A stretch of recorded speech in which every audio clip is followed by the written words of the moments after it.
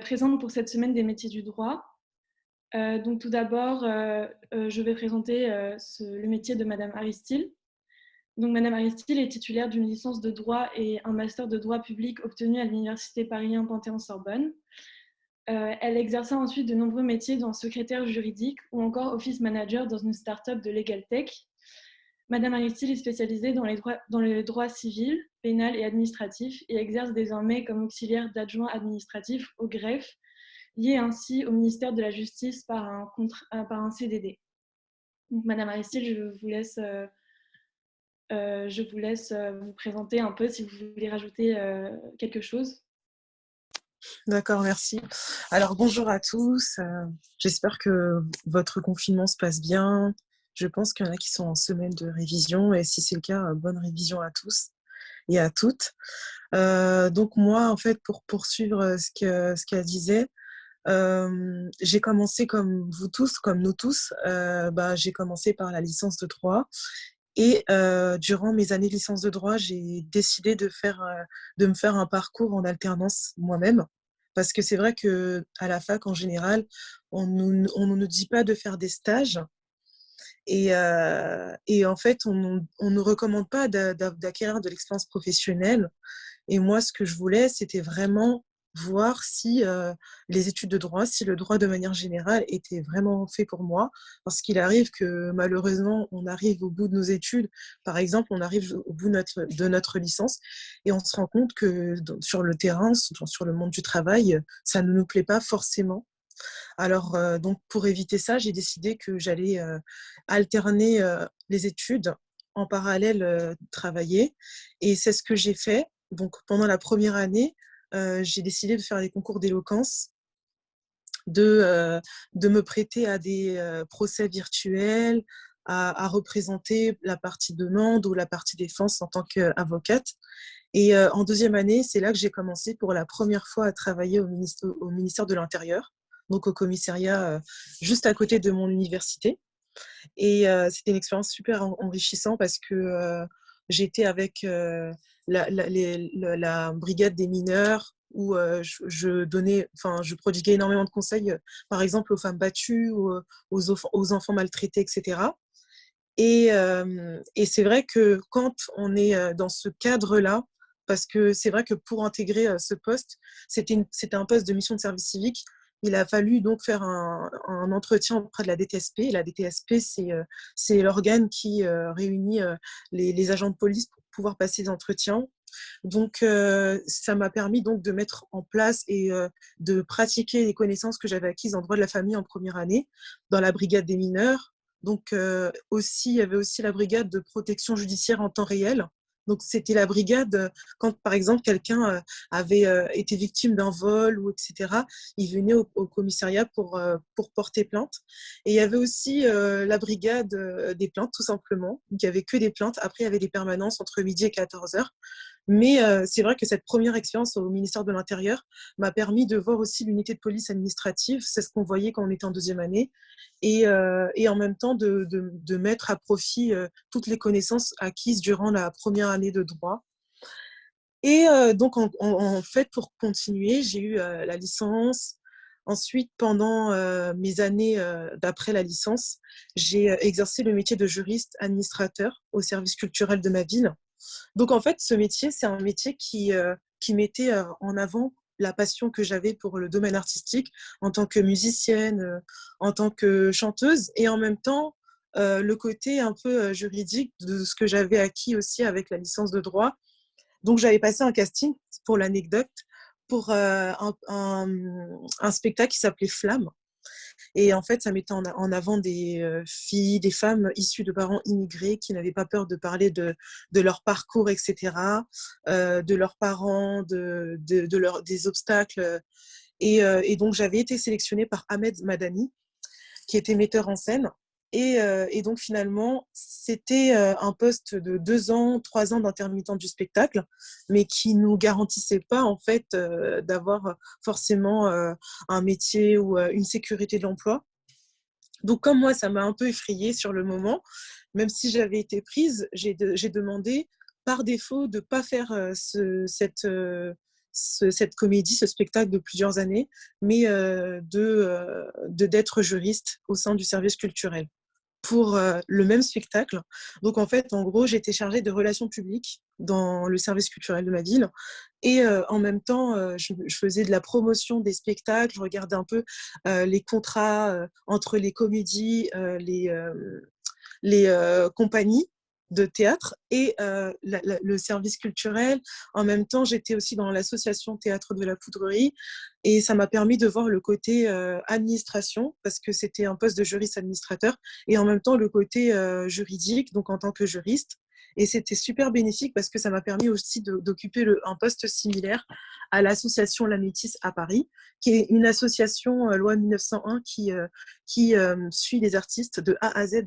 Donc, ils partent de rien, ils n'ont pas de travail, ils n'ont rien, mais ils veulent devenir artistes. Et nous étions là, en fait, dans le pôle juridique pour les conseiller au niveau des formations qui étaient mises en place par l'État, des formations dans divers domaines. Ça peut être musical, ça peut être théâtral, ça peut être aussi artistique dans le secteur de tout ce qui est peinture, plasticité, etc. Et la plupart des artistes, soit ils étaient sans emploi, soit ils étaient bénéficiaires de tout ce qui est CAF et ces genres de choses. Et l'État mettait en place des formations pour eux. Ensuite, il y avait aussi des artistes qui voulaient se lancer véritablement sur le devant de la scène, qui n'avaient pas encore de conseiller juridique. Donc, nous, on était là pour monter leur label, pour les accompagner dans des studios associatifs qui mettaient en place des enregistrements pour pas cher. Et aussi, j'étais aussi chargée de regarder s'il y avait des appels d'offres, parce que pour les associations comme la Métis ou Théâtre de la Poudrerie, il y a énormément d'appels d'offres que l'État met en place, donc des subventions de l'État pour que justement ces associations puissent subvenir à leurs besoins. Donc c'est par ces genres, en fait, c'est par des deniers publics que ces associations elles fonctionnent et c'est par le fait de répondre à ces candidatures d'appels d'offres que justement les associations elles continuent à perdurer, à exister et à aider soit des personnes dans le besoin, des artistes, etc. Et finalement, on voit que par la suite, l'État peut labelliser une association en tant qu'association d'intérêt public. Donc, une association d'intérêt public, c'est une association qui existe pour mettre en place des différentes actions pour l'intérêt général. Donc, après ce poste de juriste en administration, tout ce qui est artistique, je saute un peu les étapes, mais j'ai été aussi juriste RGPD. Donc, le RGPD, ben, je pense que vous savez ce que c'est. C'est la loi pour le règlement général à la protection des données. Et je l'ai été donc à l'association Compétences Emploi, qui est une association socio-professionnelle. Donc, en fait, c'est une association d'utilité publique, une association transparente qui travaille pour la mairie, qui est subventionnée par le Fonds social européen et par la ville dans laquelle j'habite, et justement qui reçoit des personnes, et justement ces personnes qui sont en recherche d'emploi ou qui ont besoin d'insertion professionnelle communiquent des données, etc. Et c'est dans cette procédure de mise en place du RGPD que je suis intervenue. Et juste après ce poste de juriste RGPD en association, j'ai été donc, pour finir, et je saute encore plusieurs étapes, mais auxiliaire d'adjoint administratif au tribunal judiciaire de Paris. Donc, au moment où j'avais fait cette fiche de poste auxiliaire d'adjoint administratif au tribunal de Paris, j'étais encore en poste. Alors, c'était un CDD par le ministère de la Justice qui a duré donc 3 mois. Donc aujourd'hui, c'est plus le cas. Aujourd'hui, ce que je fais, c'est que je suis en master 2 de droit public et je passe le concours dans 3 semaines pour entrer au Conseil national du droit d'asile, parce que j'aimerais bien me spécialiser dans tout ce qui est droit d'asile, droit des étrangers. Mais c'est vrai que je n'ai pas précisé, mais entre-temps, ben, comme elle avait dit, j'ai eu un master 1 en droit public. Et donc, en fait, ces 10 années de droit, entre 2010 et 2020, m'ont permis de enchaîner plusieurs postes. Donc, je passe le poste de secrétaire juridique en cabinet, d'assistante juridique en cabinet d'avocat, office manager en legal tech, et d'autres postes que peut-être que j'ai pas eu le temps ou j'ai pas encore évoqué. Mais c'est vrai qu'entre 2010 et 2020, ça m'a permis d'avoir la licence, mais en même temps de travailler à côté. Et au fur et à mesure d'acquérir de l'expérience, non pas parce que j'étais entre guillemets plus que quelqu'un d'autre, non, c'est parce que j'avais envie d'apprendre, j'avais envie d'en savoir plus, de repousser mes limites. Et c'est vrai que ce qui m'a le plus sauvée, et ça je le redirai plusieurs fois, c'est le fait de m'être portée bénévole en association juridique et d'avoir fait l'accueil pendant toutes ces années, parce que quand j'ai fait de l'accueil en association juridique, non seulement j'accueillais les justiciables, mais en plus j'écoutais un peu leurs problèmes pour les affilier justement aux juristes compétents. Et j'ai fait exactement la même chose quand j'étais au commissariat. Et j'ai fait aussi en même temps lorsque j'étais au tribunal judiciaire de Paris. Donc, en fait, je travaillais avec les adjoints administratifs, catégorie C, les fonctionnaires. Et donc, en fait, j'étais au service de la protection des majeurs. Donc, en fait, le service de la protection des majeurs, c'est un service qui est là pour des personnes qui ne peuvent plus euh, vivre leur vie, signer les contrats, passer des actes, etc. Et qui ont besoin soit d'un représentant légal, soit d'un mandataire judiciaire, ou soit d'un tuteur, quelqu'un pour les représenter dans tout ce qu'ils vont faire. Donc, ils viennent justement au service de la protection des majeurs du tribunal compétence par rapport à là où ils habitent. Et le tuteur en question, la personne de la famille, fait des démarches pour que justement on puisse enregistrer son dossier, pour que le juge de la protection les convoque et que nous, on les reçoive pour justement qu'ils puissent être auditionnés. Donc, il y a la première partie d'audition et après, il y a la partie audience où justement, ils statuent quel régime de protection juridique on émet. Ça peut être la protection voilà, de tuteur légal, enfin, on les tutorise, on les met sous tuteur légal, ou etc., etc. Et donc, en fait, ce poste m'a permis justement de travailler avec ces adjoints administratifs qui sont juste les bras droits des greffiers.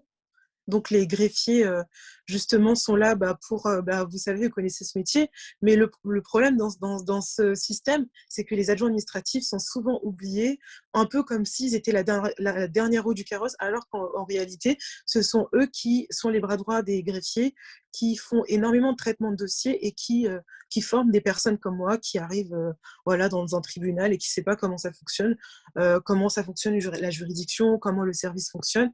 Et nous sommes là pour ça et nous travaillons donc avec les adjoints administratifs, les greffiers, les juges et sous la direction de la directrice des services judiciaires. Voilà, voilà. Merci beaucoup pour ces informations et ces explications. Si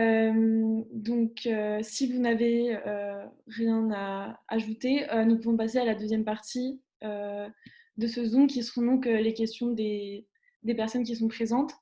Donc, celui qui veut poser une question lève la main, comme ça, chacun aura son tour, et puis voilà. Merci beaucoup encore une fois, Madame Aristide. Avec plaisir. On a aussi reçu des questions d'étudiants qui ne pouvaient pas être là. Du coup, on va les poser durant le Zoom aussi.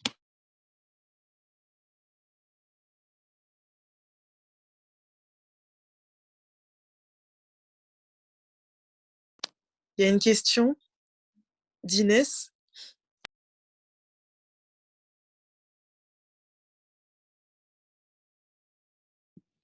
Oui, bonjour. Merci d'être là, c'est très gentil de votre part. J'avais une petite question. Est-ce que vous pouvez un peu plus détailler votre poste au sein de la Legal Tech? Est-ce que vous faites et comment vous avez été recruté, etc. Oui, bien sûr. Alors, en fait, j'étais donc office manager dans la Legal Tech à Paris. Et mon poste consistait justement à m'occuper de tout ce qui est management des locaux. Par exemple, s'il y avait une réunion, moi j'étais là justement pour commander par exemple le Deliveroo, etc. ou toute la facturation, toute la partie facturation de l'année précédente. Je devais regarder justement si les budgets étaient respectés, si toute la facturation était là, s'il y avait toutes les factures, s'il manquait des factures, si par exemple, en gros, j'étais un peu l'assistante, on va dire, de toutes les personnes qui travaillent dans cette Legal Tech. Et je m'occupais aussi de tout ce qui est voyage. Voilà, donc par exemple, ils devaient partir en classe pas classe, mais ils devaient partir dans un voyage à la montagne, à la neige. Donc, je regardais aussi le budget. Si le budget était respecté, il y avait un budget happiness. Moi, je travaille avec la chef of happiness. C'est un métier anglo-saxon qui consiste à être responsable du bonheur. Donc, en gros, on regarde un peu le bien-être de tous les employés, si les gens ils se sentent voilà, s'ils ont un bon sentiment d'appartenance dans la Galtech, dans la start-up, et que tout le monde se sent bien. Est-ce qu'il manque quelque chose? Est-ce que tout va bien? Moi, j'étais plus dans la partie comptable, administration, mais vraiment beaucoup d'administration et de comptabilité. Voilà. Et comment j'ai été recrutée? Alors, en fait, moi, j'avais eu un statut d'auto-entrepreneur. Donc, mon statut d'auto-entrepreneur m'a permis de justement être repérée et d'être recrutée. Et ils avaient d'abord regardé en amont mon profil LinkedIn. Donc, moi, je pense que c'est en partie de mon statut d'auto-entrepreneur, mais aussi par rapport à mon profil LinkedIn, que mon profil avait été repéré et que finalement, après, on avait fait un entretien déjeuner. Et à l'issue de cet entretien déjeuner, ben, j'avais pris mes fonctions dans ce poste. Voilà. Mais si je comprends bien, Legaltech, c'est un service dématérialisé. Oui, alors en fait, cette LegalTech, c'était une LegalTech qui est concurrence directe de Dalloz. Donc en gros, la LegalTech, c'est quand la technologie est au service du droit.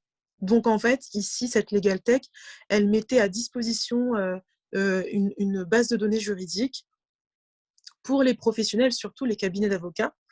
Et en fait, il y avait dans cette LegalTech la direction juridique, donc tous les juristes qui travaillaient, et les ingénieurs en technologie. Donc en fait, les ingénieurs de technologie mettaient en place des algorithmes pour que justement les juristes ou les avocats qui utilisent cette base de données puissent réussir leurs différents cas, leurs différentes plaidoiries. Et donc, comment dire, voilà, ce qu'ils mettaient en place, les ingénieurs de technologie, ces algorithmes, étaient au service des cabinets qui payaient ces services et qui étaient la plupart du temps satisfaits parce qu'en fait, ce sont des statistiques qu'ils mettent en place et il y a toute une procédure d'algorithme qui fait que justement les avocats arrivent à trouver plus rapidement des jurisprudences, ces genres de choses. Et donc finalement, j'ai pu travailler dans cette LegalTech qui m'a permis aussi par la suite de pouvoir enseigner en tant que chargée de travaux dirigés dans tout ce qui est méthodologie de recherche juridique parce que de par ce poste, j'ai pu entrer en immersion dans la manière dont comment la technologie pouvait être au service du droit, statistiquement parlant, technologiquement parlant, et comment justement comment les bases de données fonctionnaient en fait finalement, et les différentes bases de données qui sont à notre disposition, qui sont à votre disposition. Si par exemple à la Sorbonne vous vous connectez sur l'ENT, vous allez dans les ressources numériques et vous voyez toutes les bases de données qui sont à votre disposition. Et c'est pareil pour des cabinets. Il y a des cabinets qui finançaient, voilà, qui souscrivaient à cette LegalTech pour que justement ils puissent avoir quelque chose de plus performant par rapport à leur cas, par rapport à leurs différents dossiers. Merci beaucoup pour votre réponse. Je vous en prie. Merci pour votre réponse. Et nous avons donc une question qui a été posée précédemment et qui est existe-t-il des perspectives d'évolution au sein de votre profession? Oui, alors s'il en existe, pour moi, la seule perspective d'évolution qu'il y a, c'est les concours en fait. Donc ce sont les concours, il y a plusieurs concours qui sont... il y a le concours par exemple de greffier, il y a le concours d'adjoint administratif, il y a aussi les concours, le concours que vous connaissez, l'ENM. Puis après, il y a aussi les auxiliaires de justice, comme les mandataires judiciaires. Après, il y a les autres auxiliaires de justice, comme les avocats. En fait, je pense que la seule perspective d'évolution, c'est les concours. Après, deuxièmement, il y a aussi les postes d'agents contractuels catégorie B, pardon, qui sont ouverts à l'issue de ce poste. Et donc, en fait, ces postes-là sont... faut regarder beaucoup sur Internet. N'hésitez pas à aller sur Google, taper greffier contractuel. Et ce sont des postes en fait d'agents contractuels catégorie B au service du ministère de la Justice très régulièrement vacant. Après, je pense qu'il y a eu beaucoup de recrutements d'ici la fin de l'année 2020, début de l'année 2021. Mais il y a plein de tribunaux qui dépendent de la Cour d'appel de Paris et qui recrutent régulièrement des agents contractuels sans concours. Mais soit on postule au poste de greffier contractuel, donc agent contractuel catégorie B, ou sinon on passe directement des concours. Voilà. Très bien, merci beaucoup. Ensuite, nous avons une autre question qui est, est-ce que vous pourriez décrire une journée type au sein de votre métier? Oui, alors une journée type, à proprement parler, il n'y a pas vraiment de journée type, mais je peux essayer. Alors, soit on est dans le back-office, soit on est dans le front-office. Donc, soit on travaille à l'abri de tous les regards, on va dire dans les coulisses, où on reçoit beaucoup de dossiers de personnes, des futurs majeurs protégés. Et en fait, on saisit sur le tuti, en fait, soit tuti ou INSI. Si c'est par exemple, vous êtes au service à la protection des majeurs, ça va être sur tuti. Et tuti, c'est un logiciel qui est dans le service de la protection des majeurs. Sur le WinSI, ça sera souvent, alors là où j'étais avant, c'était aux affaires familiales. Donc, c'était au service du juge des affaires familiales. Et on utilisait le WinSI pour entrer, par exemple, les personnes qui souhaitaient divorcer ou les avocats qui ont renseigné les différentes informations au greffe central civil. Et ensuite, une fois que la partie back-office est terminée, bon, c'est assez rare quand même, mais il y a souvent des dossiers qui arrivent. Il y a aussi la partie accueil des justiciables, où on reçoit les gens soit qui sont convoqués pour des auditions ou des audiences. Et donc après, c'est le greffier qui vient chercher le dossier, qui appelle les dossiers un par un. C'est pareil même pour les juges des affaires familiaux. Donc au juge des affaires familiales, il y a aussi la partie convocation. Aussi, on fait des convocations pour les personnes qui veulent divorcer. Il y a la partie aussi notification. On fait des notifications, on tamponne, voilà, ou on fait des photocopies. Ça dépend de ce que les juges ont besoin, de ce que les greffiers ont besoin. Et en fonction des besoins, en fait, on s'exécute, en fait. Donc, c'est juste on va dire, c'est un poste plus d'exécutant. Parce qu'il y a 3 postes dans la fonction publique. Les postes de catégorie A, ce sont des postes de réflexion, de conception plus intellectuelle. Catégorie B, c'est entre les deux, entre catégorie A et B, c'est-à-dire que d'un côté, on réfléchit un peu et on exécute. Et les postes de catégorie C, comme les adjoints administratifs, ce sont des postes d'exécutants tout simplement, où on fait beaucoup de tâches administratives. Et par exemple, les personnes qui sont recrutées, par exemple comme moi, en tant qu'auxiliaire d'adjoint administratif, donc des personnes vacataires en fait, qui sont là provisoirement selon l'accroissement d'activité du tribunal. Ils sont là justement pour aider ces personnes, les greffiers, les adjoints administratifs. Donc après, il n'y a pas vraiment de journée type, ça dépend du besoin du service. Si on arrive dans un service où, par exemple, là où j'étais, l'accueil, c'est très demandé, il n'y a pas beaucoup de personnes qui peuvent intervenir à l'accueil, donc on est là. Moi, j'étais beaucoup à l'accueil. Je me souviens, une fois, il y avait un major protégé qui parlait espagnol. Il est arrivé, il est venu, il commence à parler, mais bon, c'était un major protégé, donc il parlait pas beaucoup français. Et moi, je me suis retrouvée à parler espagnol avec lui. Ou une fois, je suis arrivée, bon, ça c'était un autre poste, c'était un poste d'assistante juridique en cabinet d'avocat. Elle me dit, l'avocate, vous savez, dans votre CV, il n'y a rien sur les langues. Donc, est-ce que vous parlez un peu d'autres langues? J'ai dit, bon, bah, j'ai un niveau accueil conversationnel en anglais, mais bilingue espagnol, ça va. Et elle m'a demandé, c'est vrai? Je lui ai dit, ben oui. Et puis là, elle commence à me parler espagnol. Elle n'avait pas du tout, mais pas du tout, j'aurais jamais cru qu'elle parlait espagnol. Donc à ce moment-là, j'ai commencé à discuter avec elle. Donc en fait, je pense qu'il faut être prêt faut être prêt à tout.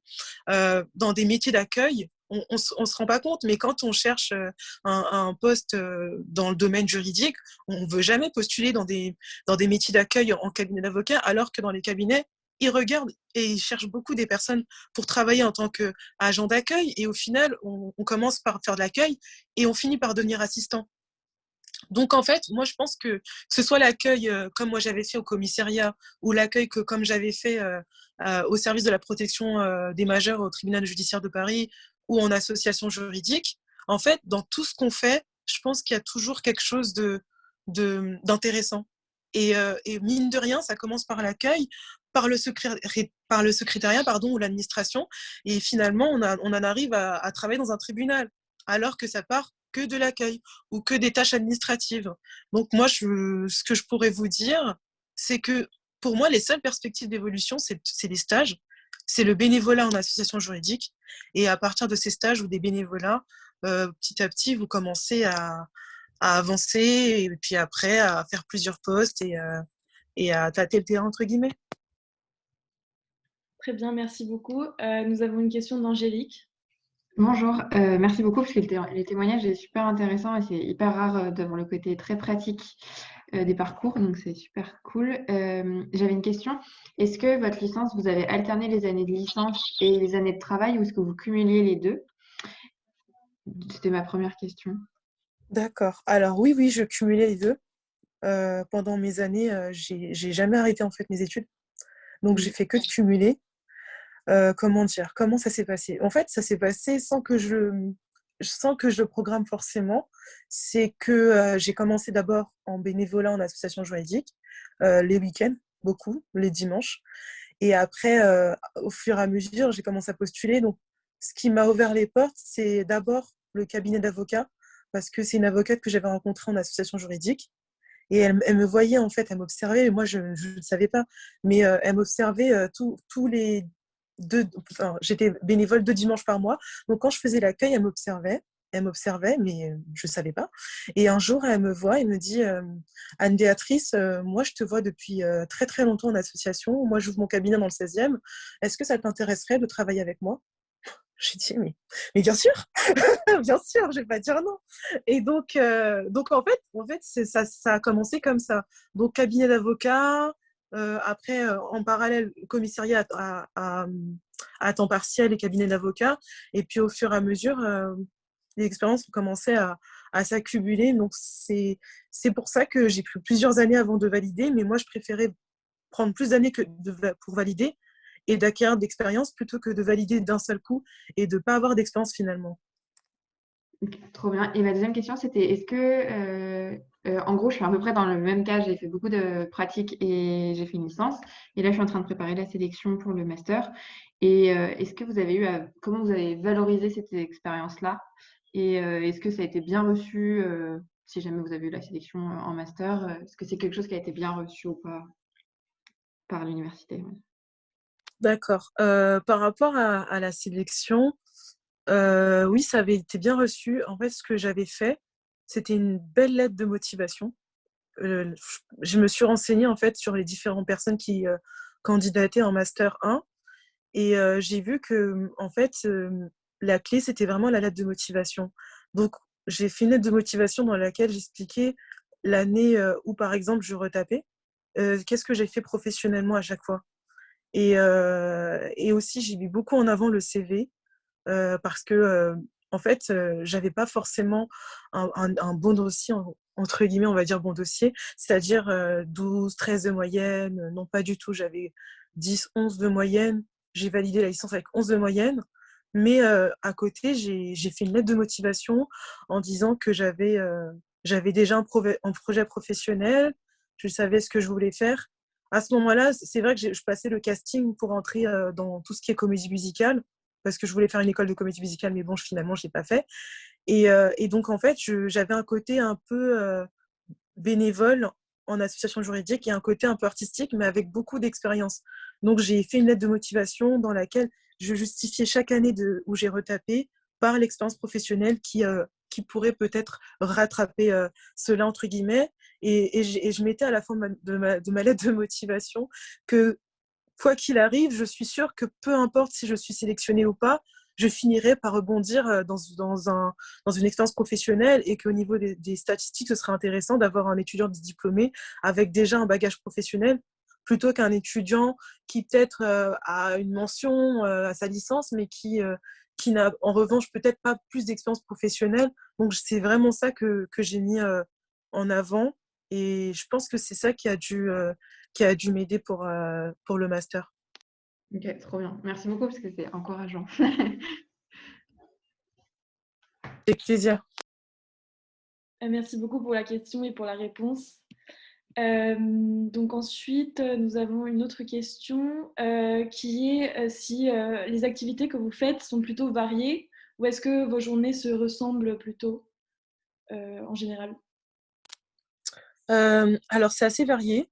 Après, moi, ce que moi j'ai remarqué, c'est que quand on intègre un service dans un tribunal ou même quand on va dans un cabinet ou peu importe où on se trouve, l'employeur ou les personnes qui sont au-dessus de nous, qui sont nos supérieurs, ils vont d'abord nous observer et après observation, ils regardent nos points forts. Et en fonction du besoin du service ou du cabinet, ils vous proposent est-ce que vous pouvez faire plus ça ou est-ce que vous pouvez faire ci.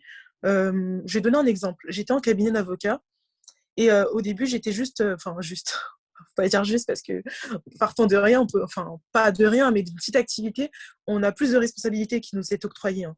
Mais je faisais chargée d'accueil, réceptionniste et je réservais tout ce qui est salle de réunion. Et les personnes appelaient beaucoup en cabinet pour que justement on réponde à leurs dossiers. Donc moi, je m'occupais de savoir déjà c'était quel dossier, c'était pour quel cabinet d'avocats, puisque je travaillais au service de plusieurs cabinets d'avocats. Et au fur et à mesure, les personnes appelaient tellement, les clients appelaient tellement que les avocats ne pouvaient plus traiter les appels parce qu'ils travaillaient sur d'autres dossiers.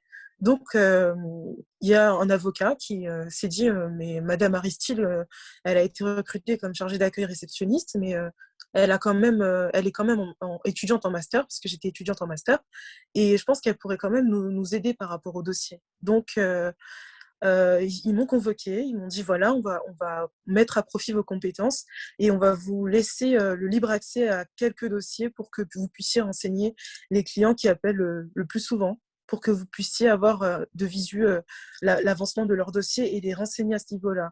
Ça, c'était en cabinet d'avocat. Mais au tribunal judiciaire de Paris, euh, les majeurs protégés, c'est un public assez particulier dans la mesure où ce sont des personnes qui peut-être ont un handicap peut-être mental ou autre. Et c'est un public qui nécessite beaucoup d'empathie et beaucoup de professionnalisme et beaucoup de patience. Et les greffiers, les adjoints administratifs, la plupart n'aimaient pas trop assurer l'accueil des personnes de majeurs protégés ou les familles. Donc, il n'y avait pas beaucoup de personnes qui voulaient forcément faire l'accueil. Et donc, la directrice de greffe, elle m'avait convoquée et elle m'avait demandé si, justement, je me sentais capable d'assurer l'accueil tous les jours dans le service. Et moi, je lui disais oui, parce que, bon, comme moi, j'avais déjà fait l'accueil en commissariat et j'avais déjà fait l'accueil en cabinet, etc., faire l'accueil au tribunal et au service de la protection des majeurs voilà, au contraire, c'était un plaisir pour moi. Donc, en fait, mes journées ne se ressemblaient pas. Quand je suis arrivée en poste, pendant peut-être 1 mois et demi, je faisais beaucoup d'administratifs, beaucoup d'enregistrements des nouveaux dossiers. Et après, sur le mois et demi qui restait encore, je faisais plus de l'accueil, je recevais les gens. Après, je faisais beaucoup de traitements de courrier. Mais en fait, dans tous les métiers que vous allez occuper dans le secteur juridique, je ne pense pas qu'il y aurait vraiment une journée type. Je pense que ils vont vous observer, voir vos points forts, vos points faibles, ce que vous pouvez faire par rapport aux besoins qui se présentent, et puis vous proposer, ou sinon vous solliciter sur une tâche ou deux tâches. Ça dépend vraiment de là où vous serez. Et puis voilà. Merci beaucoup pour cette réponse très détaillée. Je vous en prie. Ensuite, nous avons une autre question qui est si vous travaillez avec une équipe ou des dossiers vous sont-ils confiés personnellement? Si j'ai des dossiers qui me sont confiés personnellement, Si vous travaillez plutôt en équipe, d'accord. Oui, alors oui, je travaille beaucoup en équipe. En tout cas, au tribunal, c'est sûr que c'est du travail d'équipe parce qu'il y a, alors, il y a la DSJ, la directrice des services judiciaires, tout au-dessus. Ensuite, il y a les juges, les magistrats, et après les greffiers. Ensuite, les adjoints administratifs et après les autres tiers d'adjoints administratifs. Donc, en fait, moi, je travaille avec les adjoints administratifs beaucoup. Par exemple, s'il y a plusieurs dossiers à saisir, on partage les dossiers avec les adjoints administratifs. Si, par exemple, il y a un greffier qui a besoin de faire des photocopies ou ces genres de choses, le greffier directement va demander. Moi, quand j'étais au tribunal judiciaire de Paris, il y avait plusieurs bureaux et chaque bureau était affilié à plusieurs arrondissements de Paris. Donc, par exemple, si je saisissais un dossier je sais pas, du 16e arrondissement, c'était le cabinet numéro 6B parce qu'il y avait plusieurs sections qui étaient compétents, etc. Donc, en fonction de chaque cabinet où il y avait un greffier et un adjoint administratif, justement, on travaillait, en fait, on dispatchait les différents dossiers par rapport au découpage territorial de la ville de Paris. Donc, en fait, c'est beaucoup un travail d'équipe. Après, en cabinet d'avocat, c'est aussi la même chose parce que quand j'étais au service quand je travaillais pour les clients, c'était avec les avocats. Et en fait, je pense que si j'avais pas, si je n'étais pas dans des différents emplois où je travaillais en équipe, ça aurait été très très compliqué pour moi l'insertion professionnelle dans le secteur juridique parce que ce sont ces personnes qui nous forment et finalement, après, on finit par travailler avec eux, par collaborer avec eux. Même quand j'étais en start-up, je travaillais beaucoup avec la chef of happiness. Je pense que dans tous les emplois, j'avais beaucoup de travail d'équipe et je pense que c'est important. Par exemple, si on fait un travail à la fac avec d'autres personnes, etc., on va penser que c'est juste un travail comme ça, mais en fait, ça nous, ça nous apprend à pouvoir communiquer avec les autres, travailler avec les autres, pour que finalement, sur le terrain professionnel, on puisse aussi bien s'entendre avec les gens, bien s'intégrer, parce que moi, j'ai assisté à une personne, par exemple, qui n'arrivait pas à s'intégrer dans une équipe et qui n'a pas pu continuer le contrat, pas parce qu'elle n'était pas plus compétente, mais parce qu'elle ne s'intégrait pas en fait à l'équipe. Donc pour moi, c'est super primordial. Et si c'était pas en équipe, je ne pense pas, et ça j'en suis sûre, que j'aurais cumulé tant d'expérience dans plusieurs ministère de l'Intérieur ou ministère de la Justice ou même ministère de l'Éducation nationale. Très bien, merci beaucoup encore une fois. Et ensuite, nous avons une dernière question qui est est-ce que vous avez à travailler en dehors de vos heures de bureau? Et une autre question qui est jointe. Donc, si oui, combien d'heures estimez-vous travailler en moyenne par jour? Alors non, j'ai jamais travaillé en dehors du bureau. C'est vraiment du 9h-17h en moyenne. Donc tous les jours, 9h-17h, 9h-17h. Moi, j'ai signé pour 3 mois.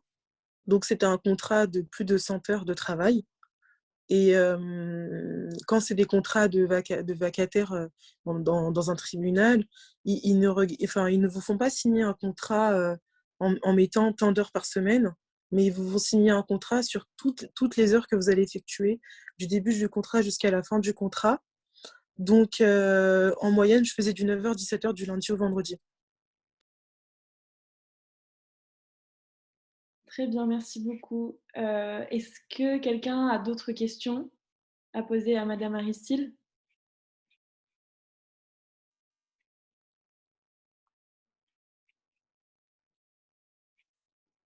Si Madame Aristide, vous voulez rajouter quelque chose encore? Euh, alors, moi, déjà, premièrement, je tenais à vous remercier déjà pour l'invitation.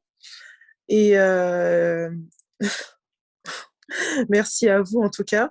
Et du coup, je pense pas que j'ai autre chose à ajouter, mis à part le fait que j'aurais peut-être aimé voilà, parler aux responsables qui organisent l'événement, etc. par la suite. Et si jamais il y a d'autres liens Zoom pour les autres événements, c'est avec plaisir que j'y participerai. Et je vous souhaite vraiment à tous une bonne continuation. Et je vous souhaite vraiment de faire, au-delà de tout ce que moi j'ai pu faire, plus encore. Voilà. Ah, merci beaucoup à vous, Madame Aristide, ainsi qu'aux étudiants qui se sont connectés. Cette vidéoconférence sera revisionnable sur le site de la CID, ainsi que toutes les autres visios qui auront lieu pendant la semaine. Je vais faire un récapitulatif du reste de la semaine. Comme ça, tout le monde sait un peu, et c'est aussi pour vous, Madame Aristide, si jamais vous voudriez vous connecter. Donc, le lundi, là, à 17h, il y aura une conférence avec la collaboratrice d'une vice-présidente du Sénat. Le mardi à 17h, il y aura un fiscaliste international. À 19h, une directrice en marketing et communication. Ensuite, le mercredi à 19h, il y aura des directrices de services pénitentiaires. Le jeudi à 15h30, il y aura la chef des services des mineurs non accompagnés au sein d'un conseil départemental. Et à 18h30, un promoteur immobilier. Et enfin, le vendredi à 13h30, il y aura un journaliste juridique et à 17h, un compliance officer. Donc, nous vous remercions encore une fois à tout le monde qui a participé à cette visioconférence. Et puis, nous vous souhaitons bonne continuation donc, à vous, Madame Aristide, et aux étudiants aussi. Merci, bonne continuation à tous. À bientôt. Au revoir.